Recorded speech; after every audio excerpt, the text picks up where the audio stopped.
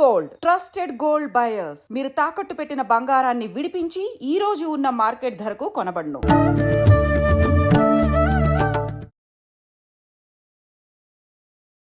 నమస్కారం, welcome to I dream. ధర్మ మార్గం విత్ విజిత కార్యక్రమానికి స్వాగతం.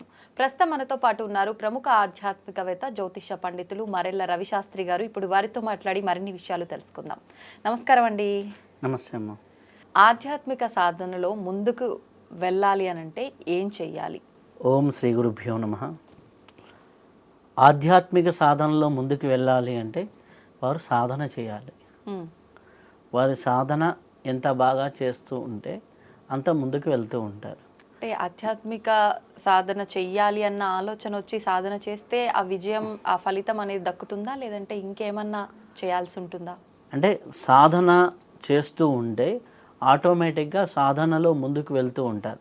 చాలామంది ఆధ్యాత్మికత గురించి మాట్లాడతారు, తెలుసుకుంటారు, చేస్తూ ఉంటారు. కొంతమంది ధ్యానం గురించి తెలుసుకుంటారు, ఇంకొకరు మంత్రం గురించి తెలుసుకుంటారు, ఇంకొకరు ఏదో క్రియాయోగం గురించి తెలుసుకుంటారు, ఇంకొకరు కుండలిని యోగం గురించి తెలుసుకుంటారు, ఇంకొకరు హఠయోగం గురించి. వాట్ ఎవర్, నువ్వు ఏ యోగమైనా తెలుసుకున్నావు. తెలుసుకున్న తర్వాత ముందుకు వెళ్ళాలి అంటే నువ్వు సాధన చేయాలి. దాని మీద కొంత సమయం వెచ్చించి సాధన చేయాలి. ఇప్పుడు ఆధ్యాత్మిక ప్రయాణంలో వెళ్ళాలి అంటే సాధన ముఖ్యమన్నారు. ఎటువంటి సాధన, ఏంటా సాధన? నువ్వు ఏదైనా కావచ్చు, మంత్రం కావచ్చు, యోగం కావచ్చు, ధ్యానం కావచ్చు, ఏదైనా సరే నువ్వు కొంత సమయం వెచ్చించి సాధన చేయటం. ఒక ధ్యానం చేస్తున్నారు, రోజుకు ఒక నియమబద్ధంగా కొంత సమయం సాధన చేసుకోవడం.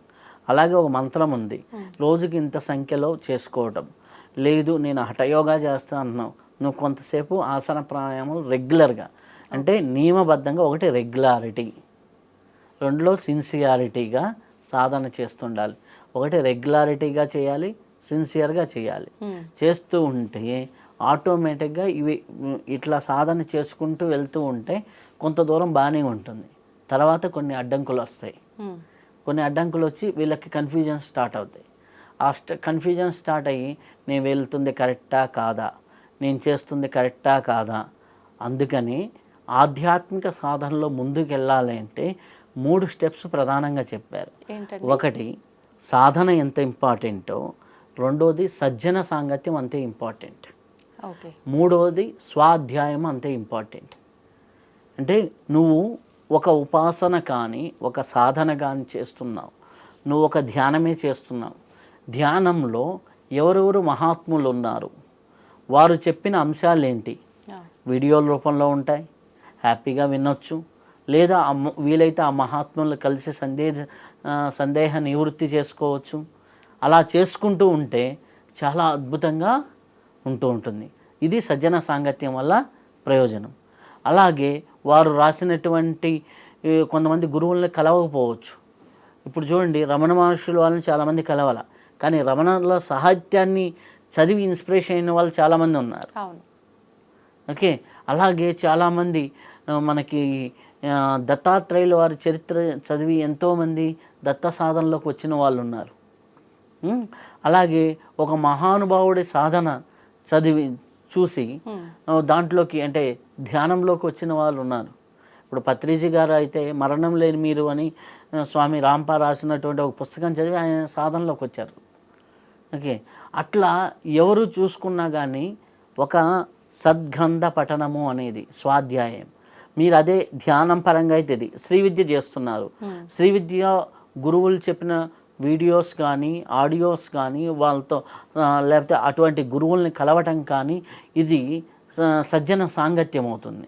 ఆ తర్వాత శ్రీ విద్య పైన ఉన్నటువంటి పుస్తకాలు ఎన్నో రకాలుగా లిటరేచర్స్ అవి చదవటం స్వాధ్యాయం అవుతుంది. మీ సాధన ఉండాలి. ఈ సాధనలో వెళ్ళాలి అంటే ఈ రెండు కూడా వెనక పిల్లర్స్ లాగా ఉంటాయి. నువ్వు ఒక బండి మీద కూర్చొని వెళ్తూ ఉన్నావు, బండికి 2 చక్రాలు కావాలి. ఒకటి స్వాధ్యాయం, ఇంకోటి సజ్జన సాంగత్యం. ఈ 2 ఉంటేనే, ఈ 2 చక్రాలు ఉంటేనే నువ్వు బండి మీద సాధన అనే బండి మీద హ్యాపీగా వెళ్తావు. లేదు అంటే సాధన చేస్తుంటావు, ఏదో వచ్చింది అదే కరెక్ట్ అనుకొని భ్రమలోకి వెళ్ళిపోతావు. అదే కరెక్ట్ అనుకొని భ్రమలోకి వెళ్ళిపోతావు. మొన్న ఒక ఆవిడ వచ్చారు, ఆవిడకి ఏంటంటే మహావతార్ బాబాజీ కనిపిస్తున్నారు. ఉమ్, మహావతార్ బాబాజీ కనిపించడం ఏంటి, రోజు మాట్లాడతాడని వచ్చి చెప్పింది. ఉమ్, చాలా అద్భుతం అమ్మా, లారీ మహాశయులు లాంటి వారికే జీవితంలో 2 సార్లు కనిపించారని ఆయన రాసుకున్నారు. ఉమ్. ఫస్ట్ మీకు దీక్ష రోజు కనిపిస్తున్నారు. రోజు కనిపిస్తున్నారు అంటే అసలు నేను షాక్ అయ్యా. ఫస్ట్ అమ్మ ఈమె ఎంత మహాత్మురాలు అని. నేను పలాని యోగాన్ని ప్రాక్టీస్ చేస్తున్నాను, రోజు మహావతార్ బాబాజీ వస్తారు అంటే అబ్బా అంత అనేసి నాకు ఒక క్వశ్చన్ అనేది ఉంది మైండ్లో. మహావతార్ బాబాజీ కనిపిస్తే ఏమేమి అడగాలి అని ఒక మైండ్లో ఒక క్వశ్చన్ ఉంది. అంటే ఎందుకంటే ఇప్పుడు నేను క్రియాయోగం మీద ఇంటర్వ్యూ చేసినప్పుడు ఒక్కొక్కరు ఒక్కొక్క రకంగా చెప్పారు, అంటే చిన్న చిన్న వేరియేషన్స్. నాకేంటంటే మహావతార్ బాబాజీ కనిపించిన వాళ్ళు ఎవరైనా ఉంటే నేను అడగాలనేది అనమాట. ఏంటి అంటే టక్మని అసలుకి మీరు లారీ మహాశయ వారికి ఎన్ని రకాలుగా క్రియాయోగం చెప్పారు. ఇప్పుడు లాగా కొంతమంది 7 స్టెప్పులు అంటున్నారు, కొంతమంది 4 స్టెప్పులు అంటున్నారు. అసలు వాస్తవం ఏంటి? లారీ మహాశయుల వారికి యజ్ఞకుండం పెట్టి మీరు అగ్ని మూలకంగా దీక్ష ఇచ్చారని చెబుతారు, కొంతమంది అదేమీ అవసరం లేదా అంటారు. ఇటువంటివన్నీ నాకున్నాయన్నమాట. అట్లాంటివి ఒక 7 క్వశ్చన్లు రాసి ఈ క్వశ్చన్స్కి ఆన్సర్ అడిగి తెలుసుకోండి అని ఆవిడకి ఇచ్చా. ఆవిడ ఆ క్వశ్చన్స్ తీసుకెళ్ళింది. ఓ 5 days తర్వాత తిరిగి వచ్చింది. 5 days తర్వాత తిరిగి వస్తే తెలిసింది ఏంది అంటే ఏడ్చుకుంటూ వచ్చింది. ఎందుకు అంటే అప్పటి వరకు జరిగిన స్టోరీ ఏంటి అంటే ఈమె మ్యారేజ్ అయ్యి 18 years. మ్యారేజ్ అయిన 18 yearsలో హ్యాపీగా ఒక యోగి ఆత్మకథ, హ్యాపీగా పిల్లలు ఇంటర్మీడియట్ లెవెల్కి వచ్చారు, హ్యాపీగా ఈమె టైం దొరికింది, ఒక యోగ పుస్తకాలు చదువుతూ ఉంది. ఈమెకి నాకు సంబంధం ఉన్న సోల్స్ అన్నీ రావాలి, నేను అన్ని ఇట్లా ఇన్వైట్ చేయటం మొదలుపెట్టింది. దీంట్లో ఈమె కాలేజ్ డేస్లో ఒకరెవరు ఈమెకి ప్రపోజ్ చేస్తే అప్పుడు అంటే 95, 96 ఆ టైంలో ఏమవుతుంది, పల్లెటూరులో కొద్దిగా డీలింగ్ హార్స్గా ఉంటుంది కదా, ఆ అబ్బాయి వెళ్ళి సూసైడ్ చేసుకున్నాడు. ఆ సూసైడ్ చేసుకున్న సోలు ఈమెకి మహావతార్ బాబాజీ ఇష్టం కాబట్టి ఈమెను ఫాలో అవుతూ ఆ మహావతార్ బాబాజీ ఈ రూపంలో ఈయన కనిపిస్తూ ఉన్నాడు. నా దగ్గరికి ఏమని వచ్చింది ఆవిడ, నేను బాగా ధ్యానం చేస్తున్నానండి, మహావతార్ బాబాజీ కనిపించాడు, నన్ను మా ఆయనతో విడాకులు తీసుకోమని చెబుతున్నాడు అని. మా ఆయనతో విడాకులు తీసుకోమని చెబుతున్నాడంటే నేను అడిగిన ప్రశ్నలు, మీకు ఎన్ని సంవత్సరాలు అయింది మ్యారేజ్ అయ్యి? 18 years. ఈ 18 yearsలో మీ ఆయన ఏమన్నా నిన్ను హింసించాడా, బాధించాడా? ఎప్పుడు బాధించలేదండి, మా అమ్మ మా నాన్నల కంటే బాగా చూసుకున్నాడు అని ఆవిడే చెప్పింది. ఓకే, అంత బాగా చూసుకునే ఆయనకి ఎందుకు విడాకులు? మహావతార్ బాబాజీ చెప్తే చేయాలి కదా అంటుంది. అంతటి యోగి చెబుతున్నాడంటే ఏదో కారణం ఉంటుంది కదా అని.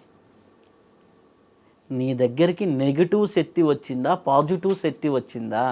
నెగిటివ్గా రియాక్ట్ అవుతున్నా, అలాగే ఆ విచక్షణ జ్ఞానం అనేది లేకుండా నువ్వేమైపోయినావు, దాని ప్రాసెస్లోకి వెళ్ళిపోతున్నావు. కాదండి, ఆత్మలు అలా ఏ రూపం అంటే ఆ రూపం తీసుకుంటాయా? కనిపించడానికి పాసిబిలిటీస్ ఉన్నాయి.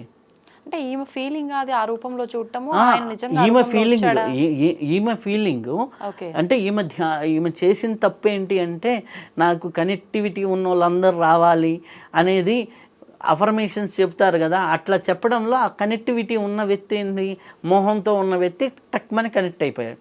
కనెక్ట్ అయిపోతే ఏంది, తను సోల్ రూపంలో ఉన్నాడు కాబట్టి ఈవిడితో అనేది విభేదం ఉంటుంది కదా, ఎట్లయినా ఆ సోల్ చూస్తూ ఉంటుంది కదా, వీళ్ళు క్లోజ్గా ఉండేది, అది ఆటోమేటిక్గా బ్రేక్ చేయాలనే చూస్తారు. ఆ బ్రేక్ చేయడమే ఈ మెసేజ్గా ఇచ్చారు. ఎప్పుడైతే నాకు అక్కడ విచక్షణ, నిజంగా మహావతార్ బాబాజీ కనిపిస్తే కుటుంబాలు నిలబెడతాడు కానీ కుటుంబాలను కూల్చాడు. First point. క్లారిటీ ఎలా వచ్చింది, అక్కడ వచ్చింది ఆ సోల్ అని చెప్పి నేను ఈ క్వశ్చన్స్ చేశానుగా, ఈ క్వశ్చన్స్ పోయి అడిగినప్పుడు అక్కడ ఆ రియల్ రూపం అనేది కనిపించింది. కనిపించిన తర్వాత ఆమెకి కొంత ప్రాసెస్, ఆ సోల్ ఓకే ఏ జన్మ కర్మో నువ్వు నాకు అటాచ్ చేయవు, ఓకే నువ్వు ఉన్నత లోకాలకు వెళ్ళి మళ్ళీ జన్మ తీసుకో అని ఈమె మెడిటేషన్లో కొన్ని అఫర్మేషన్స్ చెప్పడం వల్ల అది హ్యాపీగా ఈమె ఆ బాధ నుంచి బయటపడింది. అదే కరెక్ట్గా గైడ్ చేయలేకపోయి ఉంటే వాళ్ళ హస్బెండ్ ఇదేదో తేడా కొడుతుందని రైట్గా నా దగ్గరికి తీసుకురాలేకపోయి ఉంటే, లేకపోతే రైట్ పర్సన్ దగ్గరికి వెళ్ళకపోయి ఉంటే ఈమెకి ఏమయ్యేది? ఆయనతో హ్యాపీగా ఉండేదా? విడాకులు ఇవ్వకపోయినా హ్యాపీగా ఉండేదా? ఇల్లంతా అస్తవ్యస్తం అయిపోయేది కదా. సో ఇక్కడ ఆమె చేసింది ఏంటి అంటే గుడ్డిగా ఒక ధ్యానం అని పట్టుకుంది. పుస్తకం చదివి ఏదో ధ్యానం పట్టుకుంది. ఇలా కూర్చొని ఉంటే ధ్యానం అనుకుంది. ఒక గురువుని ఆశ్రయించలా, ఒక సజ్జన సాంగత్యం చేయలా, స్వాధ్యాయము చేయలా. స్వాధ్యాయం చేస్తే గురువుల లైఫ్లో ఇటువంటి భ్రమలు భ్రాంతులు కలుగుతూ ఉంటాయి. ఆ భ్రమలు దాటాలి అనేది తెలుస్తుంది స్వాధ్యాయంలో. ఓకే, ఆ స్వాధ్యాయం చేయలా. సజ్జన సాంగత్యం గురువు దగ్గరికి వెళ్ళి ఇప్పుడు కనెక్ట్ అయ్యి ఇట్లా చెబితే అమ్మ మావతర బాబాజీ ఎందుకు విడాకులు తీసుకోమంటాడమ్మా అని కామన్ సెన్స్ పాయింట్ని అప్లై చేసినా ఉంటుంది. ఎప్పుడైతే గుడ్డిగా సాధన చేశారో ఈ వికారాలు లోపల ఉన్నటువంటి వికారాలు బయటకు వచ్చి దాంతో ఇవి జరుగుతూ ఉంటాయి. అందుకని సాధన, సజ్జన సాంగత్యం, స్వాధ్యాయం ఈ 3 పట్టుకుంటేనే మీరు ఆధ్యాత్మికతలో స్పిరిచువాలిటీలో ముందుకెళ్తారు.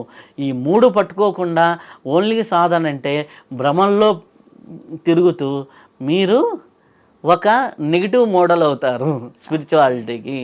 కాబట్టి రోజుకి 1 గంట సాధన చేయండి, 1 గంట సజ్జన సాంగత్యం చేయండి, 1 గంట స్వాధ్యాయం చేయండి. మిగిలిన 18 గంటలు నీ కుటుంబం కోసం, నీ అవసరాల కోసం వాడుకోండి.